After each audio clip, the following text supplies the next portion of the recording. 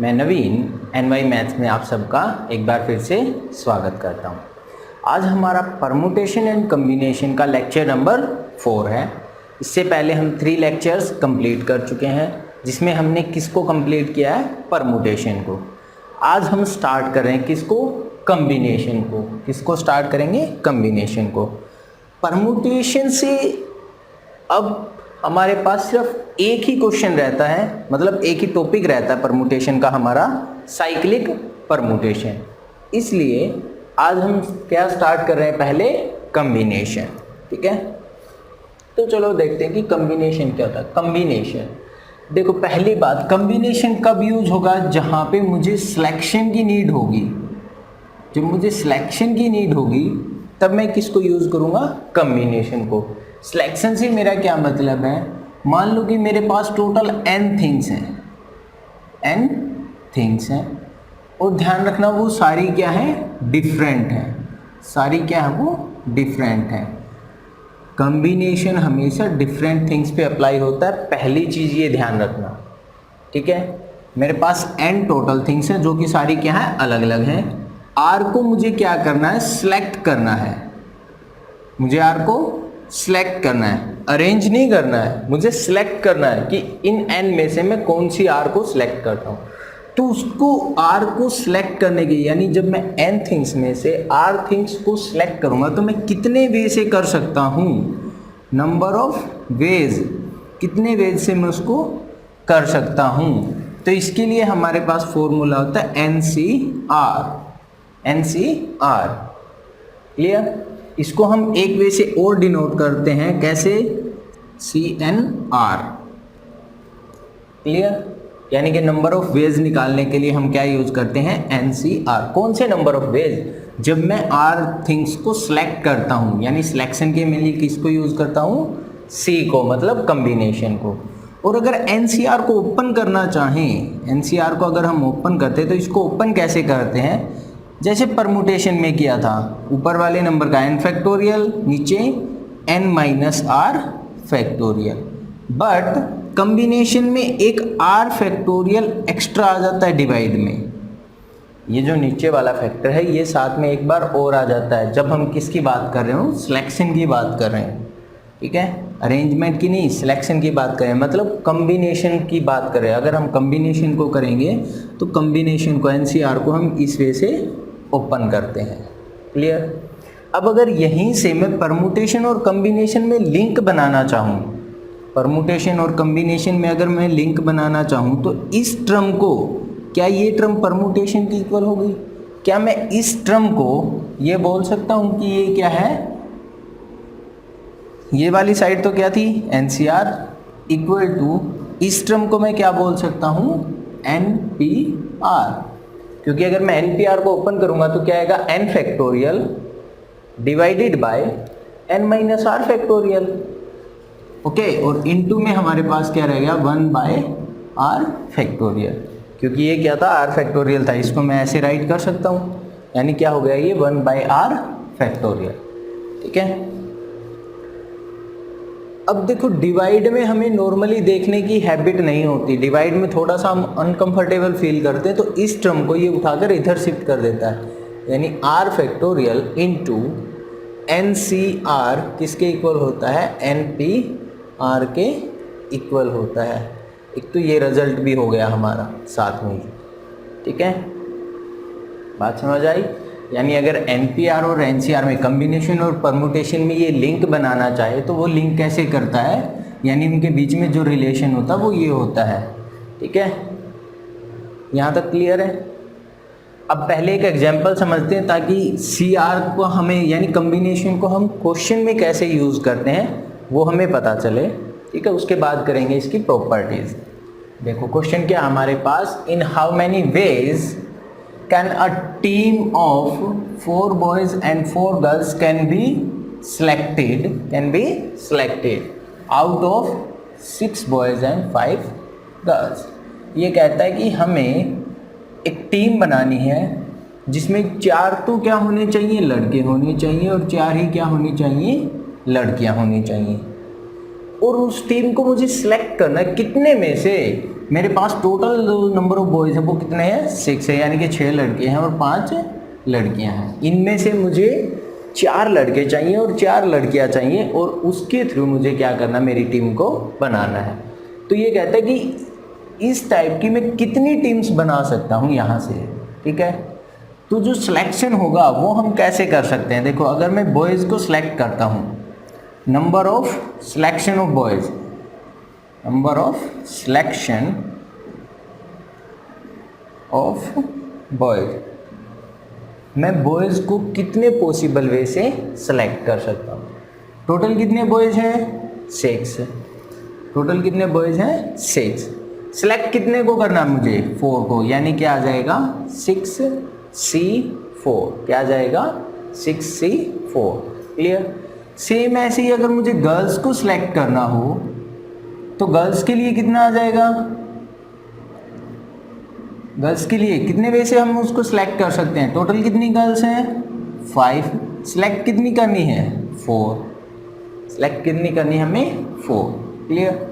अब जो total number of ways होंगे वो यहाँ पे मल्टीप्लिकेशन से आएंगे या प्लस से आएंगे, मल्टीप्लिकेशन करने से आएंगे या प्लस करने से आएंगे।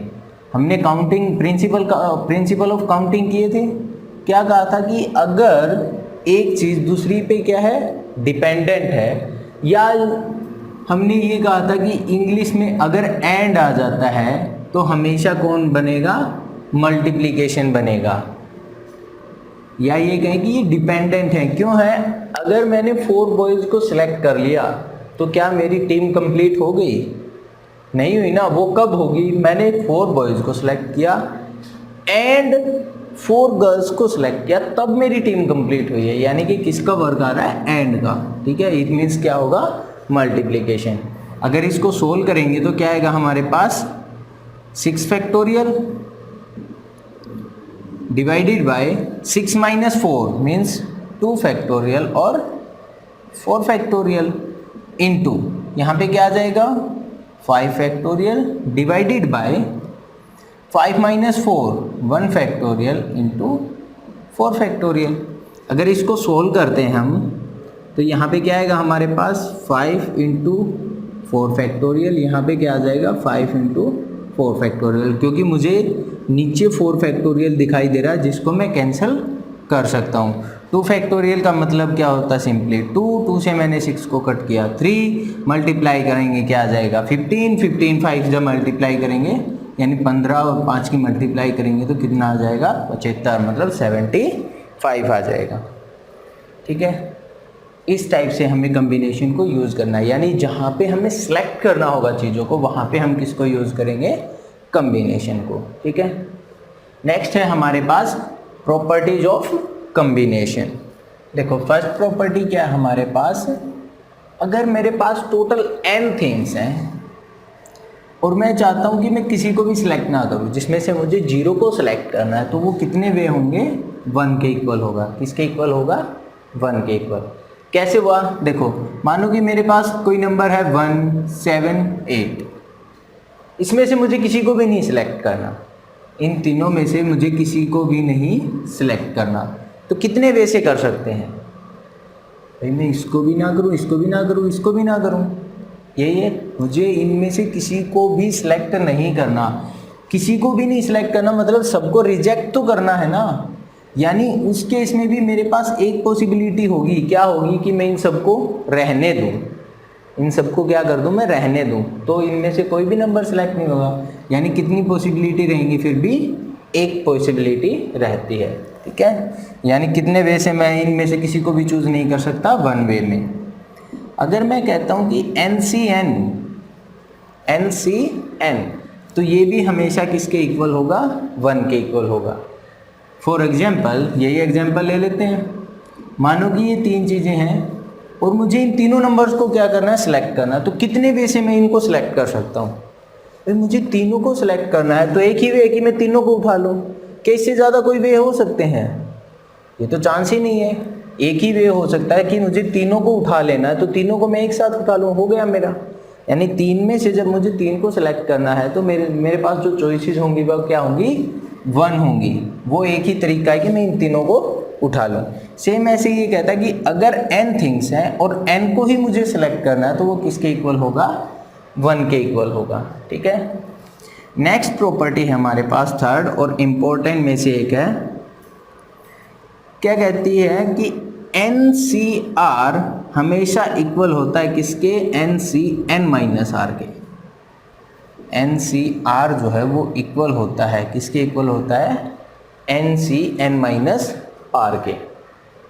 कैसे, देखो, यानी कि अगर मेरे पास सपोज ये नंबर है, NCR लिया मैंने, ठीक है, N क्या हो गया मेरा 6, R क्या हो गया 4। अगर ये वाली चीज़ बनाए तो 6C n-r यानी 6 - 4 क्या हो जाएगा, 6 - 4 मतलब 2। ये दोनों क्या आएंगी, इक्वल आएंगी।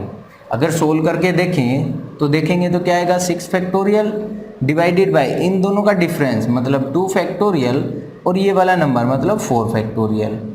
और अगर इसको सोल्व करते हैं तो क्या आएगा, 6 फैक्टोरियल डिवाइडेड बाय इन दोनों का gap 4 factorial into 2 factorial. Of course ये दोनों क्या है, सेम है। क्या है ये, सेम है। यानी कम्बिनेशन के अंदर ये होता है कि मैं एक साइड से यानी से कि फ्रंट से मैं जितना चला हूँ अगर मैं उतने ही स्टेप बैक से भी चलता हूँ तो जो मेरे कोफिशिएंट होंगे वो क्या होंगे, इक्वल होंगे। कोफिशिएंट क्या होंगे, इक्वल होंगे। या इसी चीज़ को जो मैथमेटिकली कहता है तो क्या कहता है ये कि NCR किसके इक्वल होगा, हमेशा NCn-r के इक्वल होगा। अब ये इंपॉर्टेंट कर लीजिए या डबल स्टार प्रॉपर्टी कर लीजिए, क्यों, क्योंकि ये हमारी कैलकुलेशन को बड़ा इजी बनाती है। कैसे, देखो लास्ट क्वेश्चन में मैंने इसको किया था कि 6C4 को हमने सोल्व किया था। अभी इससे पहले जो क्वेश्चन किया था उसमें क्या किया था हमने, 6 factorial divided by 4 factorial 2 factorial. फिर इसको सोल्व किया कैसे, 6 5 4 factorial divided by 4 factorial into 2 factorial. इसको और इसको हमने क्या कर दिया था, कट कर दिया था। ठीक है, अब क्या रह गया मेरे पास, यानी 6 5 डिवाइडेड बाय 2। अगर मैं इसको और इसको लिंक में लेके आना चाहूँ, क्योंकि ये दोनों तो क्या होते हैं, इक्वल, क्या मैं इस टर्म से इस पे लिंक को देखूं, देखो 6C2 है तो मैं क्या कर दूं, 6 को मैं ओपन कर दूं, कितने टर्म, पहली 2 टर्म, क्योंकि यहाँ पे क्या है 2 है तो मैंने 6 किया 5 किया, क्योंकि यहाँ ऊपर क्या होता है 6 फैक्टोरियल होता है। जब इसको ओपन करते क्या आएगा 6 फैक्टोरियल। मैंने पहले 2 फैक्टर राइट किए 6 फैक्टोरियल के, यानी 6 और 5। क्यों किए 2, क्योंकि नीचे क्या था 2 था और नीचे मैंने डायरेक्ट क्या कर दिया 2 फैक्टोरियल। यानी अब मैं यहाँ से इस वे से होते हुए ना आने की बजाय मैं क्वेश्चंस को डायरेक्ट सोल्व करना स्टार्ट करूँगा। यानी जब भी मेरे पास 6C2 आएगा मैं कैसे सोचूंगा, 6 5 डिवाइडेड बाय 2 फैक्टोरियल। ठीक है, 6 5 डिवाइडेड बाय 2 फैक्टोरियल। यानी जितना ये फैक्टर है उतना ही मुझे चलना है। अब अगर उस चीज़ को यहाँ पे अप्लाई करें हम तो ये क्या बनेगा, 6 5 4 3, क्योंकि नीचे क्या था 4 था, 4 3 2 1, इस टाइप का बनेगा। अब ये देखो ये थोड़ा सा इसके कंपैरिजन में तो ये कुछ ना कुछ लेंथी है भाई, इसमें एटलीस्ट हमें एक स्टेप तो करना पड़ा ना कि इन 2 को कट करना पड़ेगा, जबकि अगर वहाँ पे होते तो हम डायरेक्ट कर सकते थे। ठीक है, यानी कि नेक्स्ट टाइम मैं कैसे सोचूंगा, अगर r की वैल्यू हाफ से क्रॉस हो जाती है, हाफ से क्या हो जाती है, क्रॉस मतलब बड़ी हो जाती है, किसके, n के हाफ से, तो मैं उसको इस टाइप से कन्वर्ट करूँगा, यानी इस प्रॉपर्टी के थ्रू मैं उसको क्या कर लूँगा, कन्वर्ट कर लूँगा। जैसे अगर यहीं कहें कि 6C5 है, मानो कि हमारे पास क्या है 6C5, हाफ से ग्रेटर चलेगी, इसके हाफ से ग्रेटर चलेगी, तो मैं इसको चेंज करूँगा कैसे, 6 में से इसको सब्ट्रैक्ट करके राइट कर दो, क्योंकि इसी में से सब्ट्रैक्ट करना था ना, इसकी जगह पे क्या आएगा, इन दोनों का सब्ट्रैक्शन आएगा। तो हमने यही किया कि 6C5 की बजाय मैंने क्या देखा 6C1। अब 6C1 का मतलब क्या हुआ, ऊपर कितने फैक्टर आएंगे 1 और नीचे क्या आएगा 1 का फैक्टोरियल, मतलब क्या वैल्यू आ गई 6 आ गई। ठीक है, इस टाइप से हम इसको सोल्व करेंगे, यानी इस प्रॉपर्टी को हम कैलकुलेशन के लिए यूज़ कर सकते हैं ताकि मेरी कैलकुलेशन जल्दी हो पाए, ठीक है। और जो HSC क्वेश्चन पूछती है वो मेनली इसी टाइप के पूछ लेती है, बिल्कुल सिंपल से, या तो जिसमें कैलकुलेशन को मुझे जल्दी से करना होता है या प्रॉपर्टी बेस्ड क्वेश्चन, ठीक है। तो यहाँ तक हमारी 3 प्रॉपर्टी हो चुकी हैं। 4th प्रॉपर्टी क्या है मेरे पास, इफ NCR किसके इक्वल है, NCS के। If NCR is equal to NCS then तब क्या होगा, either R is equal to S, या तो R और S जो होंगे वो क्या होंगे, इक्वल होंगे, या मेरा R प्लस S जो होगा वो N के इक्वल होगा। क्या कहा कि NCR और NCS अगर इक्वल हैं तो वो कब इक्वल हो सकते हैं, या तो ये दोनों नंबर क्या हो जाएं, इक्वल हो जाएं। अब ऊपर वाले इक्वल है, नीचे वाले भी इक्वल हो गए तो ऑफकोर्स होंगे इक्वल, या फिर ये क्या कहता है कि इन दोनों का एडिशन किसके इक्वल हो जाए, n के इक्वल हो जाए। किसके इक्वल हो जाए, n के इक्वल। अगर ध्यान से देखेंगे तो लास्ट वाली प्रॉपर्टी को ही इसने अलग अलग वेरिएबल में यूज किया है, क्योंकि लास्ट वाली प्रॉपर्टी क्या थी कि NCR किसके इक्वल है, NC(n-R) के इक्वल है। या तो ये इक्वल हो गए तो कोई प्रॉब्लम नहीं, या इन दोनों का सम n होगा। ऐड करके देखो, इन दोनों का सम n ही तो था, तभी तो वो हमेशा क्या थे, इक्वल थे। क्यों, क्योंकि इन दोनों का सम क्या था, n था। जबकि यहाँ पे इसने बोला है कि या तो ये इक्वल होंगे या इन दोनों का सम n होगा, ठीक है। मतलब कुछ नहीं है, सिर्फ उसी बात को थोड़ा सा घुमाया गया है। NCR is equal to NCS है तो क्या होगा, या तो ये दोनों इक्वल होंगे या इन दोनों का सम किसके इक्वल होगा, n के इक्वल हो जाएगा। नेक्स्ट और लास्ट प्रॉपर्टी और देख लेते हैं, उसके बाद फिर 1-2 क्वेश्चन करेंगे प्रॉपर्टी बेस, ठीक है, ताकि ये जो प्रॉपर्टीज हैं इनको क्वेश्चन में कैसे करना हमें वो भी क्लियर हो जाए। फिर प्रॉपर्टी हमारी क्या है, NCR प्लस NCR-1 इक्वल होता है किसके, n+1 CR के। ये होती है हमारी 5th प्रॉपर्टी, और ये भी इंपॉर्टेंट है, बहुत इंपॉर्टेंट प्रॉपर्टी। लास्ट वाली तीनों ही इंपॉर्टेंट है। देखो ये क्या कहता है कि NCSR प्लस NCR-1 है तो वो किसके इक्वल होता है, n+1 CR के इक्वल होता है, ठीक है। यानी अगर ऊपर वाले सेम है और नीचे वाले टर्म में क्या है, कॉन्जुगेटिव है एक टर्म के डिफरेंस के साथ, यानी एक का इनके अंदर क्या है, डिफरेंस है, ठीक है, क्लियर। अगर इस टाइप से है तो मुझे याद कैसे रखना है, जो ऊपर वाले सेम थे इनमें से तो क्या कर दो, एक इंक्रीज कर दो, इनमें एक इंक्रीज कर दो, और नीचे जो बड़ी टर्म है उसको एज इट इज लिख दो। नीचे जो r बड़ा है दोनों में उस r को एज इट इज राइट कर दो, ठीक है। तो ये हमारे पास होता है और इसको हम बोलते हैं पास्कल रूल। पास्कल्स रूल क्या बोलते हैं इसको, पास्कल रूल, क्लियर। ये थी हमारे पास लास्ट प्रॉपर्टी, 5th प्रॉपर्टी, ठीक है। अब 1-2 क्वेश्चन में इनको ट्राई करते हैं कि क्वेश्चंस को इनकी हेल्प से कैसे सोल्व करना है, ठीक है। देखो क्वेश्चन नंबर 2 क्या हमारे पास, if NC12 is equal to NC8, अगर NC12 और NC8 क्या है, इक्वल है, देन फाइंड n, तो हमें n को क्या करना है, फाइंड आउट करना है।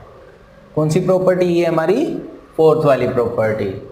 यही थी ना कि या तो ये दोनों क्या होंगे, इक्वल होंगे। क्या 12 और 8 इक्वल है, नहीं है। या इन दोनों का सम किसके इक्वल होगा, n के इक्वल होगा। मीन्स यहाँ से डायरेक्ट आ जाएगा हमारे पास कि n किसके इक्वल होगा, 12 + 8 मतलब 20 हमारा आंसर हो जाएगा, ठीक है। और HSC क्या करती है, कई बार इसी टाइप के सिंपल क्वेश्चन डाल देती, लेकिन प्रॉपर्टी बेस्ड क्वेश्चन डालती, क्योंकि प्रॉपर्टी आपको पता होनी चाहिए, ठीक है। अगर प्रॉपर्टी ध्यान है तो क्वेश्चन 1 सेकंड का ही था, हम देखते ही बता सकते हैं। ये तो हमें फिर भी मैंने बोल दिया थोड़ा सा कि ऐसे ऐसे, अदरवाइज तो डायरेक्ट दिखाई दे रहा है कि ये इक्वल है नहीं, तो ऐड कर दो, n के इक्वल हो गया मतलब 20 हो गया, ठीक है। नेक्स्ट क्वेश्चन, ये क्वेश्चन जो है ये पहले एयरफोर्स के अंदर आ चुका भाई। देखो क्या है, NCR NCr-2 और NCr-1। अगर मैं इन दोनों को देखूं तो ये कॉन्जुगेटिव है, इन दोनों को देखूं तो ये कॉन्जुगेटिव है। प्रॉब्लम कहाँ पे है कि इसके साथ 2 आ रहा है। अभी जो हमने प्रॉपर्टी की थी उसमें ये 2 साथ में नहीं था, पास्कल लॉ जो हमने किया था, ठीक है। तो हम क्या कर सकते, क्या मैं इसको अलग अलग करके राइट नहीं कर सकता, यानी NCr plus NCr-1 plus NCr-1 और लास्ट वाली term as it is NCr-2 ऐसे राइट कर सकते हैं। मैंने इस मिडल टर्म को इस टाइप से राइट कर दिया, ठीक है। अब फर्स्ट दोनों को अगर देखें, पावर ऊपर क्या है n सेम है, नीचे क्या है एक टर्म का डिफरेंस है, एक नंबर का डिफरेंस हो गया, यहाँ पे भी एक का डिफरेंस है और ऊपर वाली क्या है सेम है। मतलब इस पे भी पास्कल लॉ लग सकता है, इस पे भी लग सकता है। अगर इस पे पास्कल को अप्लाई करेंगे तो क्या हो जाएगा, n के अंदर एक ऐड कर दो, यानी जो सेम था उसमें हमने एक ऐड कर दिया, c इनमें जो बड़ा है वो राइट कर दो, इनमें बड़ा कौन है r, हो गया, प्लस यहाँ पे क्या हो जाएगा, n के अंदर एक ऐड कर दो c, इनमें जो बड़ा नंबर है और इनमें बड़ा कौन है r-1, कौन है r-1। क्लियर।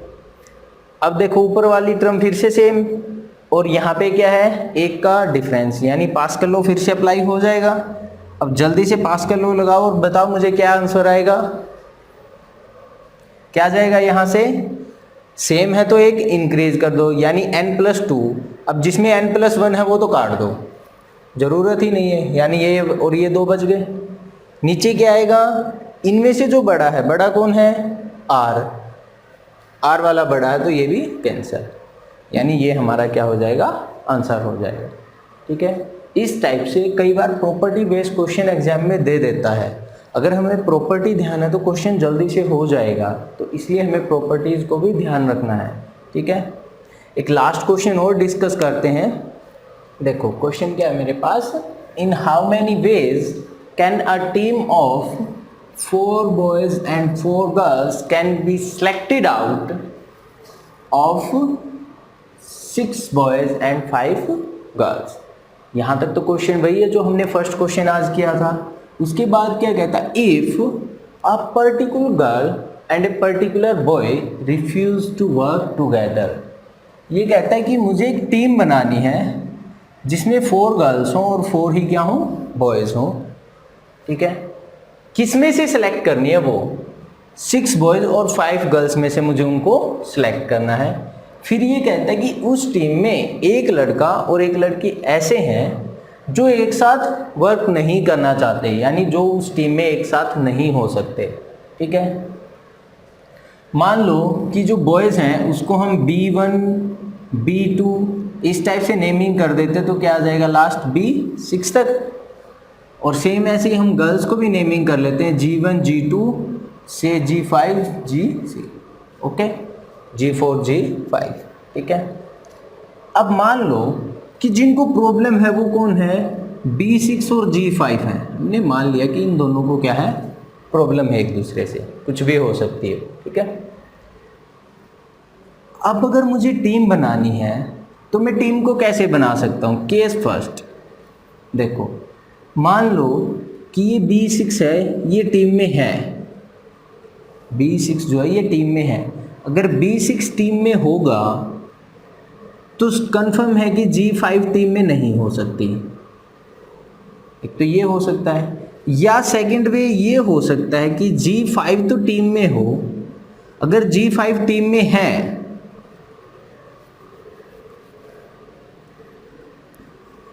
G5 टीम में हो, अगर G5 टीम में है तो B6 जो है वो टीम में नहीं होगा। या ऐसा भी तो हो सकता है कि ये दोनों ही टीम में ना हो, भाई B6 भी ना हो और G5 भी मेरी टीम में ना हो, यही पॉसिबिलिटीज बन सकती हैं, ठीक है। अब इसको देखते हैं केस फर्स्ट। भाई B6 तो टीम में है, B6 टीम में है तो बॉयज़ एक तो सेलेक्ट हो गया। कितने रह गए बॉयज़, 5 रह गए, क्योंकि टोटल कितने थे 6 थे, रह कितने गए 5। और सिलेक्ट कितने करने रह गए, एक को तो ऑलरेडी मैंने सिलेक्ट कर लिया, B6 तो ऑलरेडी हो चुका है, वो तो फिक्स हो गया। अब रह कितने गए, B6 फिक्स होने के बाद जो रह गए वो कितने थे 5, और 5 में से सिलेक्ट कितने करने रह गए 3, यानी क्या हो जाएगा 5C3, क्या हो जाएगा 5C3। अगर B6 टीम में है तो गर्ल्स में G5 तो नहीं हो सकती, अगर G5 नहीं हो सकती तो कितनी गर्ल्स बच गई, 4 girls, G1 to G4 4 girls बच गई। सिलेक्ट कितनी करनी है मुझे 4, यानी 4C4। ओके, अगर इसको देखें इस केस में भाई G5 टीम में है, यानी गर्ल तो टीम में है, ये वाली अगर एक गर्ल सिलेक्ट हो गई तो कितनी गर्ल्स बच गई, 4 और बच गई। और सिलेक्ट करनी कितनी रहती हैं 3 और, क्योंकि एक को मैंने सिलेक्ट कर लिया, भाई G5 को मैंने सिलेक्ट कर लिया, एक तो सिलेक्ट हो गई, अब कितनी रह गई 3 को और सिलेक्ट करना है, कितनी में से कितनी बची हुई थी 4, यानी 4 में से 3 को मुझे सिलेक्ट करना था। ठीक है, अब आ जाती बॉयज़ की बारी। बॉयज़ में B6 तो क्या हो गया कंपटीशन से बाहर, क्योंकि G5 खेल रही है तो B6 नहीं आएगा। ठीक है, यानी ये तो बाहर हो गया, ये बाहर निकल गया, तो अब बॉयज़ कितने बच गए 5, बॉयज़ कितने रह गए 5, और सेलेक्ट कितने करने हैं 4, यानी 5C4। क्लियर। लास्ट केस क्या कहता है कि ना तो B6 आए ना G5 आए, इन दोनों में से कोई भी नहीं आना चाहिए, कोई भी नहीं आना चाहिए। B6 नहीं है तो कितने बॉयज़ रह गए 5, 5 में से कितने सेलेक्ट करने हैं 4, यानी 5C4 इंटू G5 नहीं आ सकती, कितनी गर्ल्स रह गई 4, सेलेक्ट कितनी करनी है 4, तो क्या आ जाएगा 4C4, क्या आ जाएगा 4C4। क्लियर। 4C4 का मतलब क्या होता है, हमने फर्स्ट प्रॉपर्टी अभी प्रॉपर्टी की थी उनमें, 4C4 का मतलब 1, यानी ख़त्म कर दो, क्योंकि हमें क्वेश्चन को जल्दी सोल्व करना है। 4C4 ख़त्म। 5C3 को मैं क्या लिख सकता हूँ, हाफ से क्रॉस हो गया, यानी 5C2। 5C2 का मतलब क्या हुआ 542, 542 अगर कैलकुलेट करेंगे तो क्या आ गया 10 आ गया। अब इसको भी और ज़्यादा जल्दी सोल्व करना है हमें। ठीक है भाई, 5C3 है मतलब 5C2 आएगा, ये स्टेप भी माइंड में सोच के चलो। 5C3 है, चेंज करेंगे तो 5C2 आएगा, 5C2 आएगा तो मतलब क्या आएगा ऊपर 2, यानी 5 4, नीचे क्या आएगा 2, उसको भी मैं काट सकता हूँ, मतलब क्या आ जाएगा डायरेक्ट 10 आ जाएगा। ठीक है, जैसे जैसे प्रैक्टिस करते जाएंगे कैलकुलेशन फास्ट होती जाएगी, लेकिन सोचना ऐसे ही है। अगर यहाँ पे बात करें 4C3 मतलब 4C1 मतलब 4, ठीक है, 5C4 मतलब 5C1 और 5C मतलब 5, 5C1 मतलब क्या हो जाएगा 5 सिंपली। ठीक है, यहाँ पे क्या आ जाएगा, ये तो खत्म हो चुका है। 5C4 मतलब 5C1, 5C मतलब 5। क्लियर। 5 4 कितना हो गया 20, यानी 10 20 प्लस 5, क्योंकि ये क्या थे अलग अलग केसेस थे। इस केस में भी मेरी टीम कंप्लीट हो रही थी, सेकंड इस केस में भी टीम कंप्लीट हो रही थी, थर्ड इस केस में भी टीम कंप्लीट हो रही थी। ठीक है, यानी तीनों क्या थे इंडिपेंडेंट थे, और इंडिपेंडेंट थे तो क्या आएगा एडिशन आ जाएगा, यानी क्या कितने नंबर ऑफ वेज हो जाएंगे हमारे पास 35। क्लियर। आई होप कि यहाँ तक आपको अच्छे से क्लियर हो गया होगा। ठीक है, एक दो क्वेश्चंस की और प्रैक्टिस कर लेना ताकि और अच्छे से क्लियर हो जाए। ओके, एक बार फिर आपसे रिक्वेस्ट है कि मेरी वीडियोस अगर आपको अच्छी लग रही हों तो लाइक शेयर करना मत भूलना, और हाँ कमेंट भी करते रहना अच्छी लगी हैं या नहीं लगी हैं जो भी है। ठीक है, और अभी तक चैनल को सब्सक्राइब नहीं किया है तो वो भी जल्दी से कर लीजिए। Okay, bye.